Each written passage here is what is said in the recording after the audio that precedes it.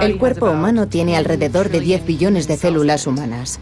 Parecen muchísimas, pero son pocas comparadas con los 100 billones de células bacterianas que contiene. Así que podríamos decir que somos un saco de bacterias. Tenemos que luchar contra unos bichos muy listos. Las bacterias nos aventajan en miles de millones de años de evolución. Han desarrollado resistencia a todos y cada uno de los grupos de antibióticos que hemos creado para combatirlas. Decir que podríamos volver a una época en la que la gente muera joven a causa de enfermedades infecciosas comunes no es en absoluto descabellado. En Nueva Zelanda nos enfrentamos a una crisis sanitaria desencadenada por el ser humano.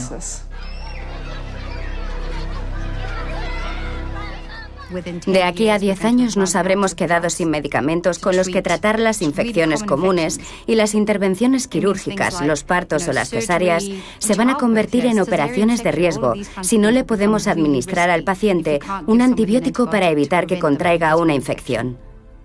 Cada vez que los tomamos, estamos contribuyendo muy poco a poco a escala infinitesimal al desarrollo de la resistencia a los antibióticos.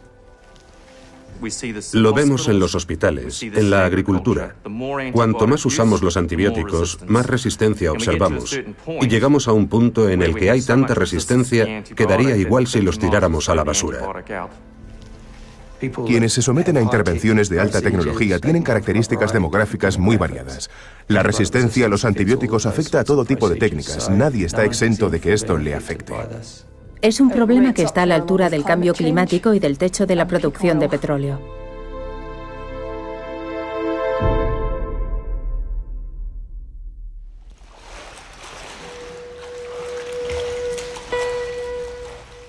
El de Ellie fue el típico caso de estar en el momento y el lugar equivocados. No sabemos cómo lo cogió. Es uno de esos misterios sin resolver. Era una niña llena de vida, de energía, de entusiasmo, que no paraba un momento. Hacía cada cosa. Te dejaba con la boca abierta, te decía, mira papá, y saltaba y se abría de piernas. Saltaba y caía así. Caía abierta de piernas al suelo y te quedabas, ¡qué locura!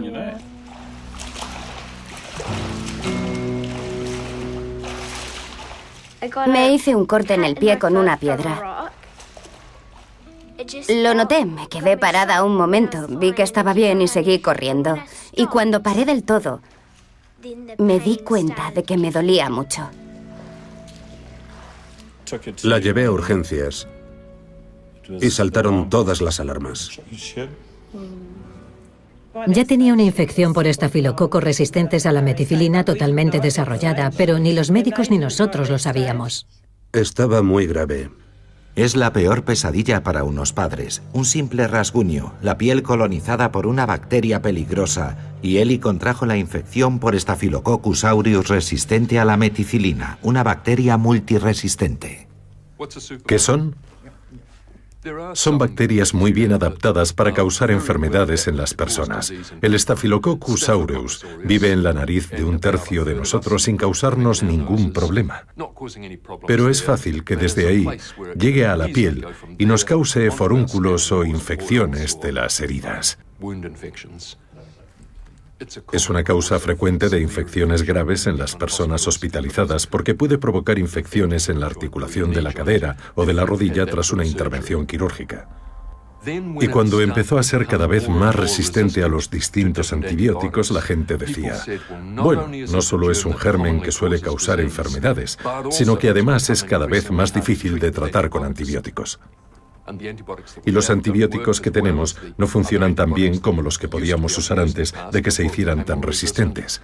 Vamos a empezar a llamarlo Staphylococcus aureus resistente a la meticilina, SARM, resistente a la meticilina, una bacteria multiresistente.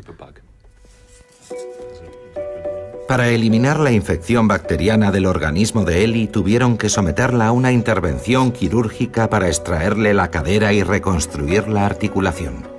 Ha perdido movilidad, pero está sana.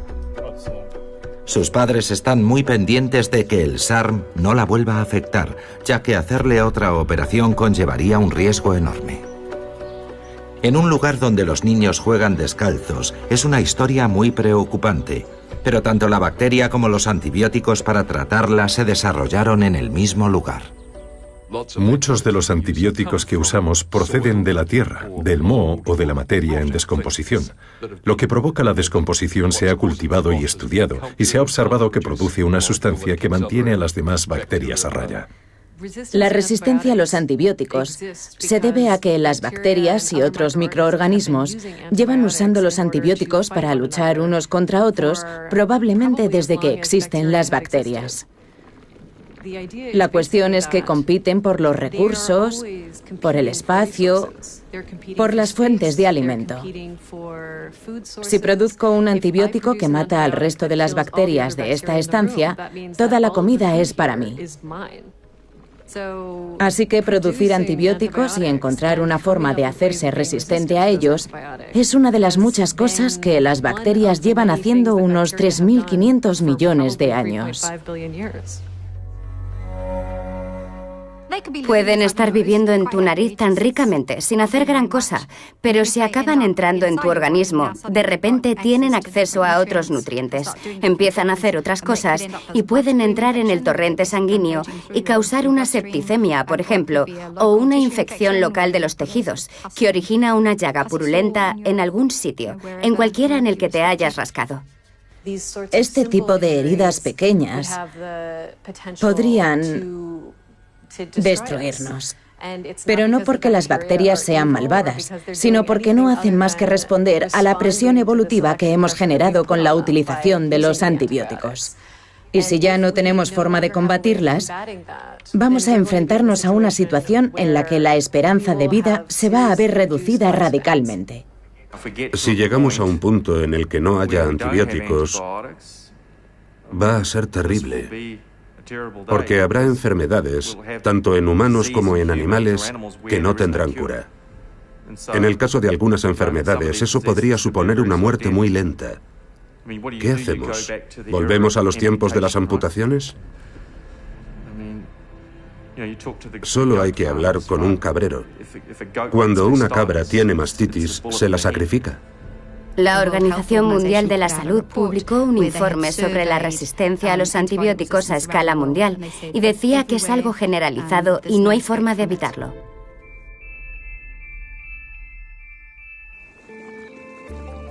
Las bacterias son increíbles. Hacen muchas cosas que nosotros no podemos hacer, como vivir en una central nuclear, sobrevivir a más de 100 grados centígrados, por encima del punto de ebullición del agua, y algunas son capaces de seguir rastros magnéticos. Están las malas, que son los microbios que nos matan, y las buenas, que son las que nos proporcionan cerveza, queso y vino. Pero todas están haciendo lo que les toca, adaptarse al entorno en el que viven. Las hay que se adaptan a vivir en los pulmones de la gente y hacen lo que tienen que hacer para vivir ahí, y las que se adaptan fermentando uvas para nosotros. En 1928, Alexander Fleming estaba estudiando una bacteria, el estafilococo, y vio que había una parte de una de las placas de cultivo que estaba vacía, porque el moho había evitado la proliferación de la bacteria en esa zona. Extrajo un jugo de aquel moho y comprobó que ocurría lo mismo con muchos otros tipos de bacterias infecciosas. A esa sustancia activa la llamó penicilina. No hay nada parecido en la mayoría de los campos de la medicina. Lo más asombroso es la rapidez con la que curan lo que sea. Se puede considerar que la insulina es un milagro médico para la diabetes, pero el paciente la necesita durante toda su vida. Te voy a poner un poco de antibiótico. Mientras que estos tratamientos, en cuestión de días o semanas, salvan la vida de las personas. Algunos de los grandes avances del siglo XX, como la atención neonatal, el trasplante de órganos e incluso intervenciones sencillas como la implantación de prótesis articulares, de cadera o de rodilla, serían impensables sin antibióticos. Si te van a hacer un trasplante de médula ósea o te van a dar sesiones de quimioterapia para tratar una neoplasia hemática como la leucemia, tendrás que tomar antibióticos para tratar las infecciones que contraigas a consecuencia del tratamiento. Si no hay otra alternativa, no se puede realizar el tratamiento porque morirías a causa de la infección. El descubrimiento de la penicilina desencadenó el desarrollo de otros antibióticos y su fabricación llegó a su auge en las décadas de 1950 y 1960. La química moderna alumbró los fármacos semisintéticos y los antibióticos se convirtieron en un elemento esencial de la medicina actual. Esa fue una época dorada en la que se descubrieron todos los antimicrobianos que conocemos. Luego hubo un parón de 40 años, un vacío en materia de innovación en el que no se descubrió ningún antimicrobiano más porque teníamos muchos y no habíamos desarrollado apenas resistencia. Los médicos confiaban tanto en aquellos fármacos que parecían tan milagrosos que si uno no funcionaba recetaban otro, sin darse cuenta de que las bacterias se estaban haciendo resistentes a los antibióticos poco a poco. La resistencia bacteriana crecía, pero no se estaban creando nuevos tipos de antibióticos. En un mercado inundado de antibióticos, no hay incentivos para que las farmacéuticas desarrollen otros nuevos. Hubo una empresa que creó un antibiótico y otro medicamento para otro tipo de enfermedad y demostró que en términos de valor de mercado y beneficio era más rentable desarrollar productos como Viagra o medicamentos para controlar las concentraciones de colesterol que desarrollar un antibiótico. Y el hecho es que a las multinacionales farmacéuticas les resulta demasiado difícil introducir sus medicamentos en las consultas. Llevar un antibiótico del laboratorio al paciente puede costar miles de millones de dólares y tardar hasta 10 años. Y pasado ese tiempo lo que quieres es tener un medicamento que un montón de gente tome todos los días durante el resto de su vida. Así es como recuperas la inversión, y ese no es el caso de los antibióticos. Pero no podemos responsabilizar a las farmacéuticas del desarrollo de la resistencia bacteriana. Eso es culpa nuestra y de cómo los hemos utilizado hasta ahora.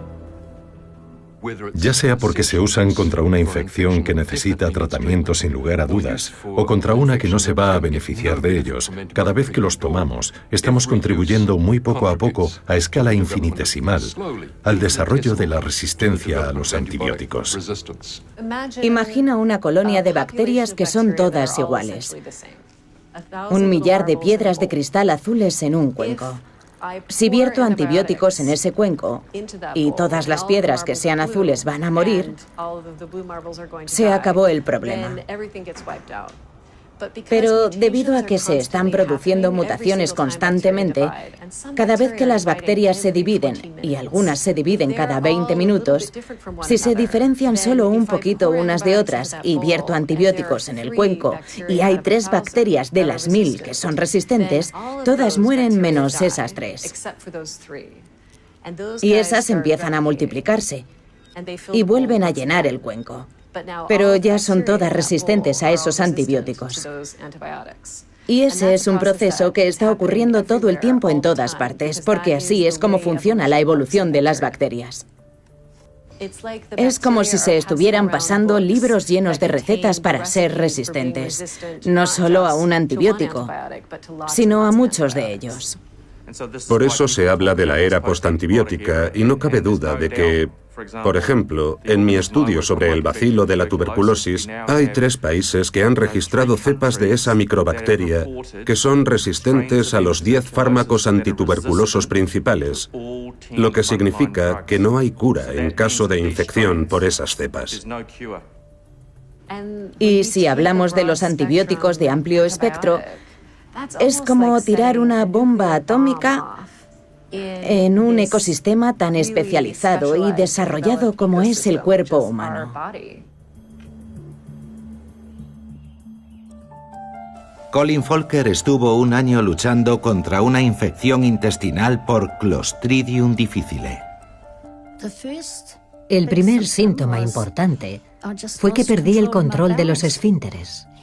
Estando en casa, ni siquiera me daba tiempo a llegar al baño. He estado tomando antibióticos durante unos 10 años o así.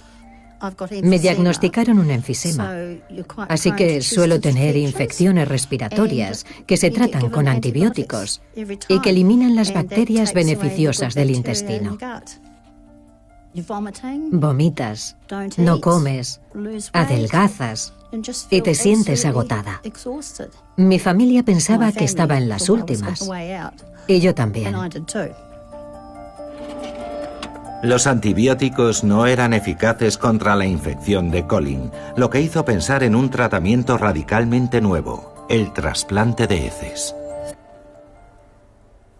Hace falta que el donante esté sano. No es necesario que esté emparentado contigo. Pero mi nieto estaba de visita en aquel momento y se ofreció. Salió bien. Es muy sencillo. Se hace con un enema. Creo que la muestra se mezcla con una disolución salina. No es nada molesto. Siendo mujer, creo que lo prefiero antes que una citología. El trasplante introdujo bacterias saludables en el organismo de Colin, un recurso natural para luchar contra la bacteria nociva. Dejé de tener esas diarreas incontrolables de inmediato y empecé a comer un poquito. Fui recuperando el apetito lentamente y yo diría que ya he vuelto a la normalidad. Fue un alivio ver que se podía hacer algo, porque vivir así me resultaba insoportable.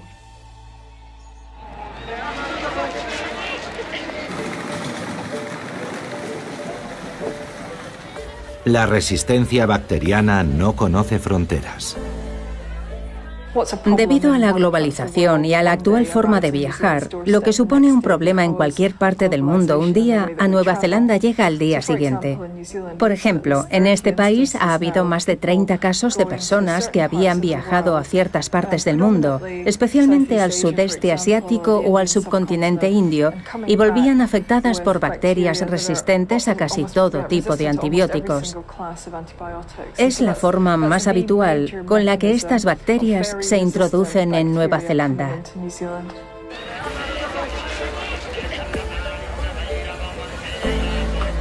Lo que todas estas bacterias multiresistentes tienen en común es la naturaleza de su caldo de cultivo. Creo que el entorno es ideal para que se desarrolle una resistencia a los antibióticos. Cuando los antibióticos contaminan el medio ambiente y las condiciones higiénicas son precarias, lo que obtenemos como resultado es una gran cantidad de bacterias que se intercambian genes de resistencia a los antibióticos entre sí. Hay tantas posibles combinaciones genéticas que, en un momento dado, nos vamos a encontrar con una cepa verdaderamente resistente a los antibióticos que se propague por todo el mundo. En ciertos países, los antibióticos se administran como si fueran caramelos. Puedes elegirlos y mezclarlos. En algunos sitios incluso hace tiempo que se dispensan sin receta. No hay duda de que es el motivo principal por el que estos países han visto un incremento de los índices de resistencia. Bertie Poole, el hermano de Maureen Dunn, era profesor de inglés en Asia, un lugar donde una simple operación de hernia se convirtió en un ejemplo admonitorio para aquellos que se dedican a hacer turismo médico. Le había estado molestando durante un tiempo y supongo que el malestar fue a peor. Pero en lugar de venir a casa, pagar el billete hasta Nueva Zelanda, decidió ir a un hospital allí para que le intervinieran por unos $300. Era escritor. El hospital tenía muy buenas recomendaciones y solo estuvo ingresado un día o dos. Solía decirnos que había sufrido alguna infección respiratoria y presumía de haber comprado directamente los antibióticos y haberse curado. Pensaba que era fantástico. Y ya ves, no tenía ni idea. Bertie tuvo un problema de corazón y su salud empeoró tras una segunda intervención. Su familia se lo llevó a Nueva Zelanda e ingresó de inmediato en el hospital de Wellington. Encontramos dos bacterias resistentes, Escherichia coli, que era una cepa productora de beta-lactamasa de espectro extendido y que es resistente a las cefalosporinas, nuestro antibiótico más habitual. Normalmente solemos buscar este tipo de bacterias cuando los pacientes vienen de otros países. No recuerdo cuánto tardaron en darnos los resultados, pero cuando llegaron, todo el mundo se puso manos a la obra. Nos dijeron que tenía una bacteria multiresistente en la vejiga. Y lo primero que pensé fue, madre mía, como se venga a casa y se lo contagie a mis nietos. ¡Qué horror! En las pruebas también se detectó la presencia de otra bacteria multiresistente, una Klebsiella. Tuvieron que ponerlo en aislamiento de inmediato. La Klebsiella es una bacteria que se encuentra mucho más en el medio hospitalario y por tanto es mucho más peligrosa. Pero lo más importante es que es resistente a los antibióticos empleados para eliminarla, por lo que si hubiera un contagio, la enfermedad sería imposible de curar. A él no le daba problemas, simplemente la tenía en el intestino. Estuvo en aislamiento hasta que murió por las complicaciones que le había causado el ictus. Pero si aquella bacteria hubiera estado en contacto con el resto del hospital, podría haber provocado la muerte a cualquiera que estuviese allí por otros motivos. Se les veía muy preocupados por el hecho de que la bacteria pudiera transmitirse. Nos decían que el contagio podía ser algo terrible.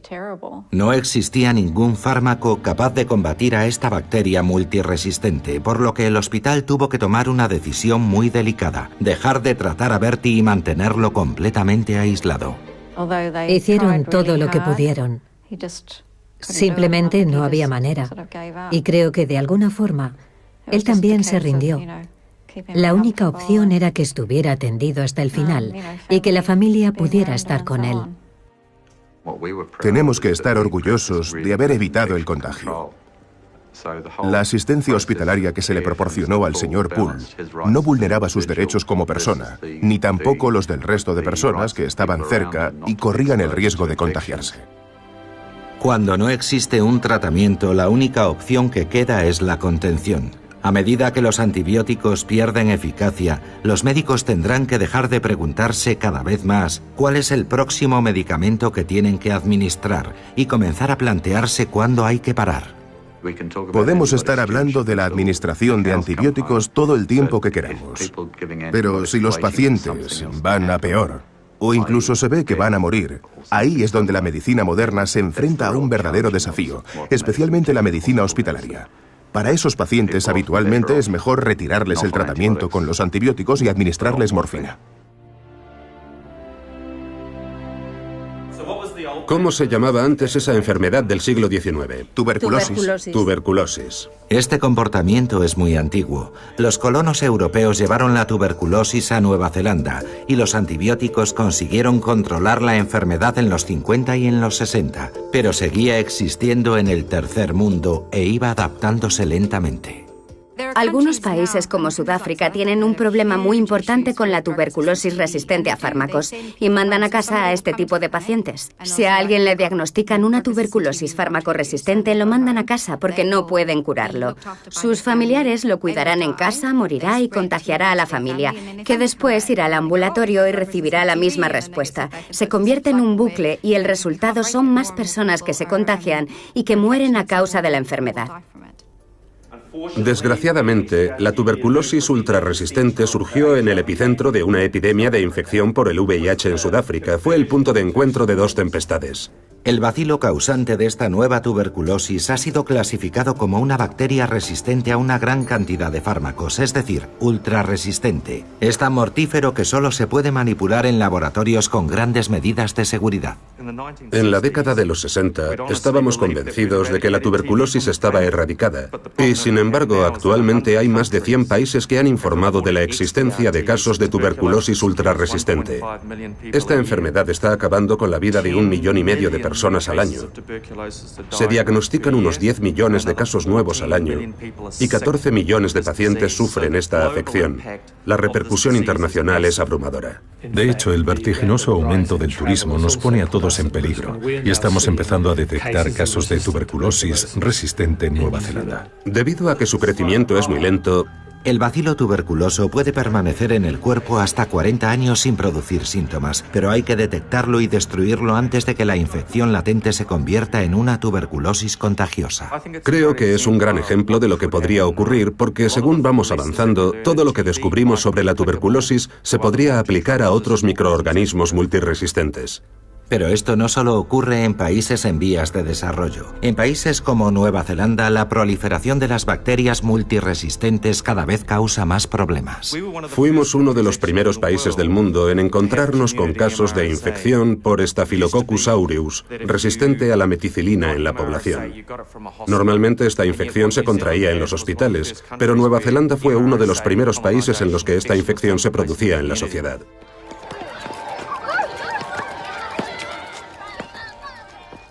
El principal problema que nos encontramos en Nueva Zelanda en concreto es el altísimo índice de enfermedades contagiosas que se detectan en ciertas partes del país y en determinadas poblaciones. Aquí la tasa de infecciones cutáneas infantiles es la más elevada de entre todos los países desarrollados del mundo. Del mismo modo, el índice de infecciones respiratorias en niños es más alto en este país que en otros de condiciones parecidas, lo que conlleva un aumento del uso de los antibióticos. Las zonas rurales del país suelen ser las más afectadas. En la población de Kaitaia se ha observado un vertiginoso aumento de la amigdalitis. Un día vi que mi hijo tenía la garganta irritada, así que lo llevé a que le hicieran un cultivo faríngeo y en la prueba se detectó un estreptococo del grupo A. Le dieron un tratamiento antibiótico. Tuvimos que volver en varias ocasiones a hacer más cultivos y siempre se detectaba el estreptococo. Se tomó unos 5 ciclos de antibióticos y todos eran distintos. Cada ciclo era de un antibiótico diferente. Cuando ya llevábamos 3, me empecé a preocupar. No sabía si el tratamiento era el más adecuado y si debíamos continuar con él. Mi mayor preocupación era que si un día se ponía enfermo y necesitaba realmente un antibiótico específico para una bacteria concreta, no funcionase, porque se hubiera hecho resistente a ese antibiótico. En el colegio, el problema de los estreptococos es muy habitual. Los niños están acostumbrados a compartir cosas. Unas veces es la comida o la merienda, algo que estamos intentando evitar. Tratamos de acabar con ello, pero es que comparten los juguetes y en el patio es imposible evitar que estornuden, que tosan o que se limpien los mocos. Las bacterias campan a sus anchas. ¿Y ahora, chicos? El equipo Moco surge como una iniciativa de atención médica que se centra en las enfermedades contagiosas infantiles. ¿A alguien le duele la garganta o le pica la cabeza? ¿Os duele algo? No. Solo hay que ver la calidad de la vivienda en esta zona. La mayoría de las casas no están aisladas y tienen mucha humedad. Las bacterias se propagan 10 veces más rápido en este tipo de viviendas. ¿Qué te pasa? Me duele la garganta. ¿Te duele la garganta? Y está el problema de la calefacción. El equipo Moco está distribuyendo mantas. Tenemos familias que no tienen mantas suficientes para abrigarse en invierno. En estas casas tan frías y húmedas, habitualmente viven muchas personas. En algunas hasta 15. Así que si uno de ellos se contagia, todos terminan enfermando. Vale, parece que hay un pequeño eczema. Cuando un niño tiene una infección por Staphylococcus aureus resistente a la meticilina, es muy complicado curarlo. Un poco de crema hidratante, ¿vale? Algunos niños han tenido que quedarse en casa durante meses porque sus infecciones cutáneas han sido muy graves. En clase tenemos un gel antiséptico y hacemos hincapié en la importancia de lavarse las manos después de ir al baño y antes de entrar en el comedor. Antes de comer hay que limpiarse las manos con el gel antiséptico. Son cosas sencillas y al final se habitúan a estas rutinas con naturalidad. Muy bien. El problema de la resistencia bacteriana ha empeorado, debido al abuso de los antibióticos, pero también porque los utilizamos en casos en los que quizá no deberíamos. No se me ocurriría decir que abusamos de los antibióticos cuando los utilizamos para salvar vidas. Pero que sean un medio para que el ganado crezca más o para evitar que los pollos mueran al hacerse grandes, porque están apiñados en los lugares donde se crían, no me parece tan razonable. Imagínate que eres productor de leche en Waikato o en la Isla Sur. Tanto tú como tu familia estáis expuestos continuamente a los excrementos del ganado y a las bacterias que contienen. Si en la explotación se utilizan muchos antibióticos, los microorganismos que hay en los excrementos serán mucho más resistentes que los que se encuentran en las heces del ganado de la explotación vecina, en la que no se utilizan antibióticos. Al emplearse de forma masiva en las explotaciones ganaderas, es inevitable que se produzcan crisis sanitarias. En 2014 se detectó una infección en cerdos daneses y la bacteria llegó a encontrarse en el bacon que se vendía en los supermercados del Reino Unido. La cantidad de fármacos que se administran actualmente a los animales de las granjas me dejó verdaderamente impactado. Se ha detectado una cepa de Staphylococcus aureus resistente a la meticilina que ha pasado de la especie porcina a los seres humanos y la hemos observado en Nueva Zelanda. De esta forma sabemos que las bacterias resistentes a los antibióticos en nuestro país se encuentran en animales y en seres humanos y pueden pasar de una especie a otra. El 80% de los antibióticos que se utilizan están dedicados a la cría de animales, pero algunos de esos grupos de antibióticos no se han creado con esa finalidad. Es necesario que empecemos a pensar en tipos de antibióticos que cumplan un objetivo concreto. Una de las soluciones que podría reducir el consumo de antibióticos en las granjas es potenciar una producción menos intensiva. Quienes crían a su ganado al aire libre saben que cuanto más sanos estén los animales, mayor será su precio. Todos los cerdos de nuestra ganadería viven en libertad, al aire libre, en piaras de unos 50 ejemplares. Tienen su cobertizo, uno para cada piara, y cuentan con unos 2 kilómetros cuadrados para pasear, revolcarse y hacer lo que quiera que hagan los cerdos. No utilizamos antibióticos porque no hacen falta. La salud de nuestros cerdos está calificada como buena, lo que quiere decir que no tienen ni enfermedades, ni parásitos internos ni externos. La gestión de una explotación ganadera sin este tipo de enfermedades es mucho más sencilla. Cuanto más limpia la mantengamos, más fácil es nuestra labor. Y cuando digo fácil me refiero a eficaz. El resultado a largo plazo es una mayor rentabilidad. Independientemente de si nos referimos a la especie porcina o a la humana, lo que está claro es que si no se toman medidas el problema se agravará. Entre tanto, la comunidad sanitaria trata de apresurarse para encontrar la forma de resolver la crisis de los antibióticos que se avecina. Los grandes especialistas en este tema ni siquiera lo cuestionan. Dan por hecho que es un problema y se dedican a debatir cómo se puede gestionar.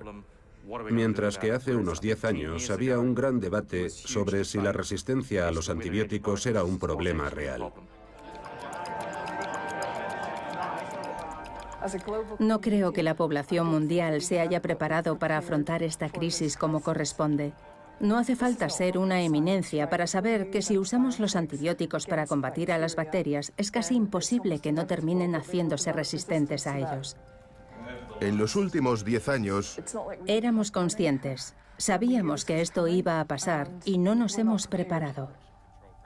Los especialistas en la materia están convencidos de que dentro de 10 años no nos quedarán antibióticos. Deberíamos haber pensado en ello hace ya una década, porque nos van a hacer falta muchos años para descubrir nuevos tratamientos que se puedan aplicar a seres humanos. Será un problema que sufriremos todos en el futuro, un problema para nuestros hijos y nuestros nietos. Sí, y es complicado hacer que la gente sea consciente. Tenemos que buscar alternativas, intentar evitar que se contraigan las enfermedades en lugar de tener que tratarlas. En el caso de las que estamos hablando, la infección por Staphylococcus aureus y Escherichia coli, deberíamos buscar vacunas que eviten las infecciones urinarias que no podemos curar. Si podemos evitar que aparezcan las enfermedades, los problemas de resistencia también se van a mitigar. Por ejemplo, se puede acabar con las bacterias a través de antisépticos, como el alcohol de uso externo. Hemos comprobado que solo con limpiar o bañar diariamente a los pacientes de la UCI se pueden reducir las tasas de infección. Son actuaciones sencillas que se pueden poner en práctica en los hospitales para crear una especie de cortafuegos que proteja a los pacientes más vulnerables. En los entornos hospitalarios encontramos una cantidad de bacterias muy superior a la que puede haber en una vivienda, y hay algunas zonas dentro de las habitaciones a las que denominamos de contacto frecuente y que terminan muy contaminadas.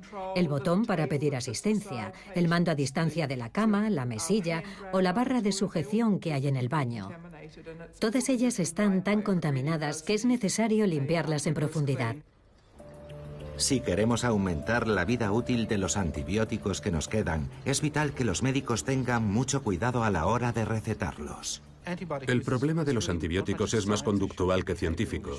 Estoy de acuerdo. Y cuando acudimos a los hospitales podemos observar esas conductas. Y hay muchas personas muy inteligentes que con el tema de los antibióticos distan mucho de serlo. ¿Por qué un médico de familia de una ciudad o un ambulatorio concreto se está recetando antibióticos con una frecuencia 10 veces superior a la de un ambulatorio parecido de otra ciudad cuyo grupo de pacientes tiene un nivel socioeconómico similar? Si comparamos y contrastamos información, vemos que la frecuencia de uno es 10 veces mayor que la del otro, por lo que la pregunta es, ¿quién los está recetando de forma adecuada? Resulta que los profesionales tienden a extender las recetas por influencia de los compañeros para estar al mismo nivel. El tipo de bacterias que causan esta infección es de una clase... Esto también ocurre con los médicos que trabajan en hospitales. En el Reino Unido han establecido unos objetivos y han conseguido reducir las infecciones en planta. En pocos años, las septicemias derivadas de infecciones por Staphylococcus aureus resistente a la meticilina y las infecciones por Clostridium difficile han disminuido en un 80%. Es una de las cosas que debemos mejorar. Tenemos que asegurarnos de que los antibióticos se utilicen únicamente si hay datos que acrediten que son necesarios. En el caso de un niño que tiene fiebre, quizá la nueva tecnología consista en una prueba cuyos resultados sean inmediatos y le confirmen al médico de cabecera que el paciente no tiene ninguna infección bacteriana y que no necesita tratarlo con antibióticos. Que sea posible afirmar con total seguridad que no padece una enfermedad meningocócica ni una infección bacteriana. Pero, ¿qué es lo que esperamos cuando acudimos al médico de cabecera? ¿Damos por hecho que nos va a recetar un antibiótico cuando vamos a pagar por la consulta? Lo que deberíamos valorar es la opinión del médico y no lo que lleve la bolsa que nos dan en la farmacia. Hay personas que no saben lo que son los antibióticos. Son fármacos que acaban con las bacterias. Mucha gente los considera analgésicos y no lo son. No van a quitarte ningún dolor. Van a acabar con la bacteria. Ojalá pudiéramos animar a los pacientes a acudir al médico cuando necesitan un diagnóstico para que les aconseje y les alivie los síntomas, en lugar de hacerlo para conseguir que les receten el antibiótico, que casi nunca es el tratamiento adecuado. Es muy frustrante ir al médico y salir de la consulta simplemente con un... Lo único que tienes es un catarro. Métete en la cama y bebe mucha agua. Sería muy útil que el médico de cabecera advirtiera a los pacientes de que no necesitan antibióticos porque en su caso puede ser peor el remedio que la enfermedad. Yo lo repito mucho. Si utilizas antibióticos ahora, es posible que no funcionen cuando tengas una neumonía a los 75 años y los necesites. Intento aleccionar a los pacientes con este ejemplo y convencerlos para que no pidan el antibiótico. Hola chicos, este es Cameron. Hola Cameron, ¿qué tal? El programa MOCO se centra en educar a las nuevas generaciones para evitar el contagio de enfermedades. Los niños son la mejor arma que tenemos para combatir enfermedades como la infección por estreptococos del grupo A o la fiebre reumática. Este formulario se lo tienes que llevar a mamá y a papá. El equipo MOCO ha dedicado grandes esfuerzos mano a mano con el colegio para proteger a los niños. Nos hemos dado cuenta de que si nuestros alumnos lo entienden y hablan de ello, están ayudando a los padres y se puede encontrar un tratamiento mucho más rápido. y así te puedo dar el tratamiento. En muchos casos, cuando a los niños se les hace un cultivo faríngeo, detectamos que tienen el estreptococo del grupo A. A 2 de mis hijos se lo han diagnosticado este año y no es la primera vez que les pasa. Lo estamos viendo en la población y sabemos que se extiende, pero al menos ahora tenemos la capacidad de actuar y anticiparnos a la fiebre reumática, administrar un tratamiento y evitar su aparición. Es fantástico. Kakite. Adiós. A la vez que se implantan programas comunitarios eficaces, los investigadores están abriendo nuevos caminos y trabajando en campos como los tratamientos con bacteriófagos. Hay virus que atacan específica y exclusivamente a las bacterias o cepas bacterianas concretas. Y tener la posibilidad de emplear un bacteriófago para destruir a un microorganismo patógeno específico que haya en el organismo es como mandar a un ninja a matar solo a la bacteria que te ha causado la enfermedad. Susie Wiles está trabajando para identificar antibióticos nuevos, haciendo que las bacterias a las que se quiere combatir brillen en la oscuridad. Tomamos los genes de insectos como las luciérnagas y los introducimos en las bacterias nocivas para que emitan luz mediante una reacción química sencilla. Algo importante de esa reacción química es que requiere energía, de modo que si las bacterias están vivas, brillan, y cuando mueren, dejan de brillar. Así que es muy fácil ver si están vivas o muertas, solo por la luz que emiten. Igual que pasó con el primer antibiótico, puede que las respuestas estén justo bajo nuestros pies. Uno de los antibióticos descubiertos hace poco, la teixobactina, se encontró en el jardín de los investigadores. Muchas bacterias que están en la Tierra no se pueden cultivar en un laboratorio, ya que no tenemos las condiciones adecuadas para cultivarlas. Y esos investigadores de Norteamérica consiguieron que esas bacterias presentes en la Tierra crecieran in situ, algo que hasta entonces no habían logrado. De hecho, encontraron 25 tipos distintos y la teixobactina fue la que mejores resultados dio. Y eso a partir de una muestra de tierra del jardín. Esto demuestra que hay tantísimo que descubrir con tan solo mirar bajo nuestros pies y no tenemos ni idea de lo que podemos encontrar. Podrían ser los siguientes supermedicamentos para todo tipo de cosas. Y en Nueva Zelanda tenemos plantas y animales que no se encuentran en ninguna otra parte del planeta, así que quién sabe lo que habrá en la Tierra. Las soluciones no tienen por qué ser complejas. El tratamiento de Colin Folker, pese a no ser el habitual, ha sido sencillo y eficaz. Me han estado haciendo trasplantes durante 3 o 4 meses y las cosas van bien y por el momento está funcionando. A nosotros nos parece una cura milagrosa, pero es evidente que los animales llevan toda la vida haciendo cosas como esta. Tienen algunos hábitos que nos parecen asquerosos, pero que hacen de forma instintiva, y tiene su porqué, está claro. Se están aplicando un montón de nuevas tecnologías y estamos empezando a ver nuevos tipos de fármacos que salen de los laboratorios y que son eficaces. Pero la cuestión es, claro está, que esto no va a llevar 2 años, sino 10, así que tenemos que ser pacientes.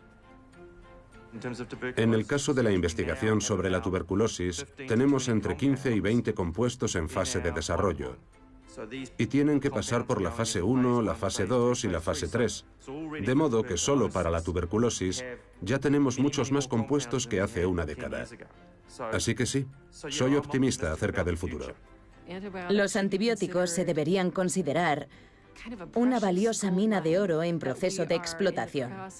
Y hemos de saber que si bien podemos extraer lo que necesitamos, debemos hacerlo siendo cuidadosos con la forma en la que empleamos ese recurso. Tenemos que ser muy prudentes con el uso que les demos a partir de ahora a los antibióticos. Ser conscientes de que lo que tenemos es oro y no podemos dilapidarlo antes de que se empiecen a producir otros compuestos. Pienso en mi hija y en mis futuros nietos.